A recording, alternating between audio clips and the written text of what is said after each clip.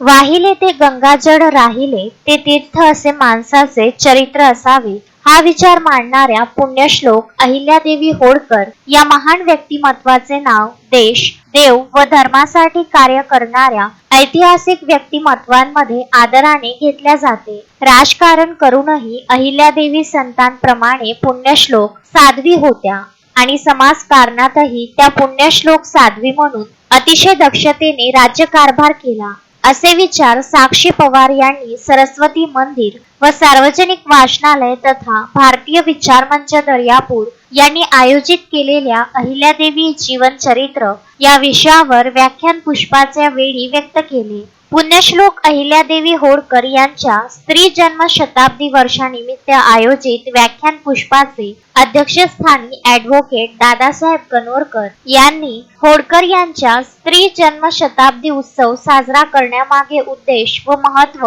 याबाबत मार्गदर्शन केले. यावेळी अशोक नवलकार यांच्या हस्ते पुण्यश्लोक अहिल्यादेवी होळकर यांच्या जीवनचरित्रावर चित्र प्रदर्शनीचे उद्घाटन करण्यात आले. डॉक्टर सचिन नागे व डॉक्टर संदीप सुशीर यांच्या प्रमुख उपस्थितीत झालेल्या व्याख्यान पुष्पाचे प्रास्ताविक व अतिथींचा परिचय परिमल नळकांडे यांनी केला. पुण्यश्लोक अहिल्यादेवी होळकर स्त्री जन्म शताब्दी वर्षानिमित्त तयार करण्यात आलेल्या अहिल्यादेवी होळकर स्मृतिचिन्ह प्राध्यापिका संगीता पुंडे व प्राध्यापक विकी नांदुरकर यांच्या हस्ते मान्यवरांना भेट देण्यात आले. गीत गायन प्राध्यापक विनोद बिजवे व महेश पवार यांनी केले. सूत्रसंचालन प्रांजली नळकांडे तर आभार प्रदर्शन प्राध्यापक विकी नांदुरकर यांनी केले. दर्यापूर व परिसरातील प्रतिष्ठित नागरिक व मातृशक्ती मोठ्या संख्येने उपस्थित होते.